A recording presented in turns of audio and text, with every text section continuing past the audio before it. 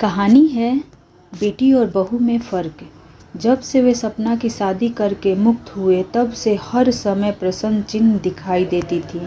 उनके चेहरे से हमेशा उल्लास टपकता रहता था। महरी से कोई गलती हो जाए, दूध वाला पानी में पानी अधिक मिला लाए अथवा झाड़ू पोछे वाली देर से आए, सब माफ था। अब वे पहले की तरह उन पर बरसती नहीं थी। जो भी घर में आता उत्साह से उसे सुनाने बैठ जाती। उन्हें कैसे सपना की शादी की, कितने अच्छे लोग मिल गए हैं, लड़का बड़ा अफसर है, देखने में राजकुमार जैसा, फिर भी एक पैसा दहेज कर नहीं लिया। ससुराल वाले कहते थे कि आपकी बेटी तो लक्ष्मी है और क्या चाहिए हमें, आपकी दया से घर में सब कुछ तो है, किसी बात की कमी नहीं है। बस सुंदर और संस्कारी एवं सुशील बहू मिल गई, हमारे सारे अरमान पूरे हो गए। शादी के बाद पहली बार जब बेटी ससुराल से आई तो वे कैसे हवा में उड़ी जा रही थी। वहाँ के सब हालात अपने घर वालों को सुना रही थी। कैसे उसकी सास ने इतने दिनों पलंग से नीचे पाँव भी नहीं रखने दिए थे। वह तो रानियों सी रही। वहाँ घर के कामों में हाथ लगाना तो दूर, वहाँ तो कभी मेहमान अधिक आ जाते तो सास दुलार से उसे भीतर भेजते हुए कहती, बेचारी सुबह से पाँव लगते लगते थक गई है, नाते रिश्तेदारी क्या भागे जा रहे हैं, कहीं जा बैठकर आराम कर ले थोड़ी देर।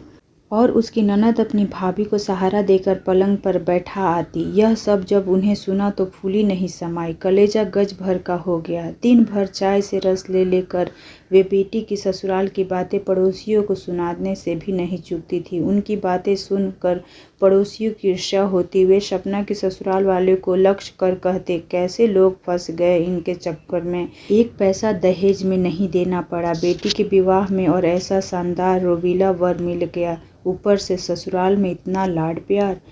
उस दिन अरुणा मिलने आई तो वे उस उत्साह से सब सुना रही थी। लो जी, सपना को तो MBA छोड़ने तक का अफसोस नहीं रहा, बहुत पढ़ा लिखा खानदान है।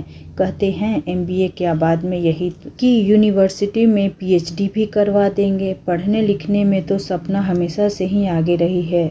अब ससुराल वाले भी कद्र करने वाले मिल गए हैं। फिर क्या सपना नौकरी करेगी जो इतना पढ़ा लिखा रहे हैं। अरुणा ने उन्हें से उत्साह को थोड़ा कसने की कोशिश की। नहीं जी, भला उन्हें क्या कमी है जो नौकरी करवाएंगे, घर ही बैठकर हजारों रुपए कमाते हैं हमारे दामाद। उन्होंने सफाई दी तो सपना इतना पढ़ लिख कर क्या करेगी, बस शौक। वे लोग आधुनिक विचारों के हैं ना, इसीलिए पता है। आप तो सपना बताती है कि सास ससुर और बहू एक ही टेबल पर बैठकर खाते हैं, रसोई में खटने के लिए तो नौकर चाकर हैं और खाने पहनाने के लिए शौकीन है कि पर्दा तो दूर की बात है, मेरी सपना तो सिर भी नहीं ढकती। ससुराल अच्छा, अरुणा ने आश्चर्य से कहा, मगर शादी के महीने भर बाद लड़की ससुराल में सिर तक न ढके, यह बात उसके गले तक नहीं उतरी। शादी के समय सपना तो कहती थी कि मेरे पास इतने ढेर सारे कपड़े हैं, तरह तरह के सलवार सूट, मैक्सी और गाउन सब धरे के धरे रह जाएंगे। शादी के बाद तो साड़ी में गठरी बनकर रहना होगा, पर संयोग से ऐसे घर में गई है कि शादी से पहले बने सारे कपड़े काम में आ रहे हैं।